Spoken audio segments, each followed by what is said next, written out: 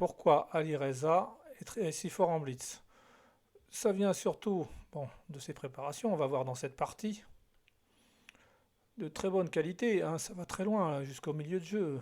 Donc dans cette position, il joue certainement avec le pion isolé. Voilà, il joue avec le pion isolé.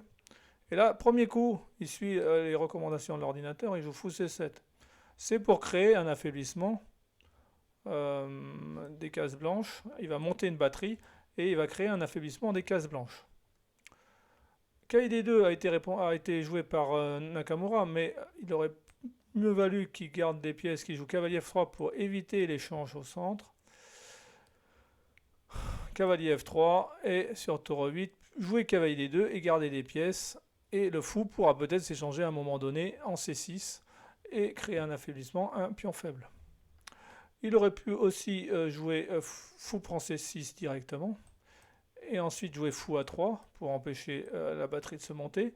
Tour 8 et ensuite KD2 et là encore il avait une cible possible en C6, à savoir que vous ne pouvez pas manger le pion parce que évidemment bon il y a des petites attaques doubles et ça va pas aller, ça va affaiblir trop le roc. Ok, donc il a joué cavalier D2, c'est une petite imprécision et ça commence. Cavalier prend D4, fou prend D4, dame D6, G3. Pourquoi G3? Parce que les autres options pour empêcher le mat en 1, c'était F4, mais dans ce cas-là, fou B6 et le pion E3 se retrouve comme un pion arriéré, une faiblesse. Sur cavalier F3, fou G4, c'était la même chose. Il y avait l'obligation de s'affaiblir. Donc il s'est affaibli directement. Là, il suit encore le coup de l'ordinateur en jouant fou A5 pour attaquer le cavalier. Alors le but, ce sera d'échanger le cavalier pour prendre l'avant-poste avec l'autre cavalier, le cavalier F6, et ensuite, couplé avec le fou et la dame, attaquer les cases blanches. Donc un avant-poste, le fou F5 et la dame en G6, les cases blanches. Donc A3 pour essayer de couper le fou, mais ça va pas. Fou H3, enfin ça va pas, ce n'est pas assez rapide. Fou prend D2, j'échange le cavalier, je prends l'avant-poste. Tour C8, c'était pas nécessaire. Mais bon, de toute façon, le pion A7 n'est pas prenable, parce que sinon, le fou se fait enfermer. Fou D3, mais au lieu de tour C8, il pouvait directement jouer dame G6 et partir sur son plan avec H4, H5. Bon. Donc il a joué tour C8, fou D3, fou F5 vis-à-vis fou contre fou. B4, dame G6, et déjà Ali Reza est mieux. C'est lui qui est. Il a une possibilité d'attaque. Tour D1. H5 était le meilleur coup. Le but étant de jouer H4 pour affaiblir et peut-être ensuite faire un sacrifice en G3. Sur H5, tour C1 par exemple était un mauvais coup à cause de cavalier prend G3 et sur H prend G3, fou prend D3 et on ne peut pas reprendre parce que si on reprend on perd la tour. Voilà.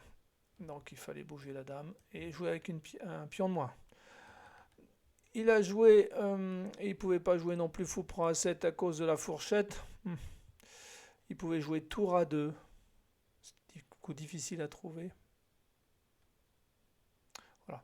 Bon, il a joué.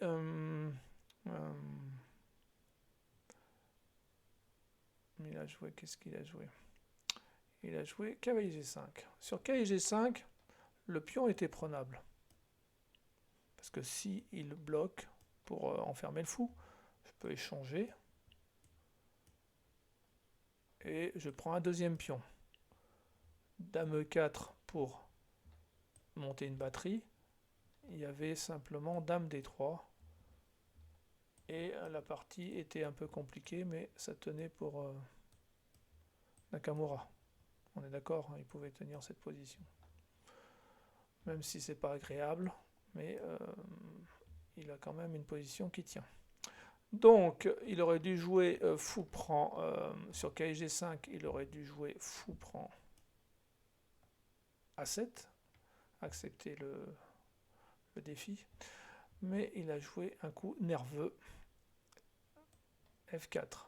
Son rêve, c'était que le fou, après l'échange, le fou domine le cavalier, après l'échange de fou, mais il y a eu l'échange de fou.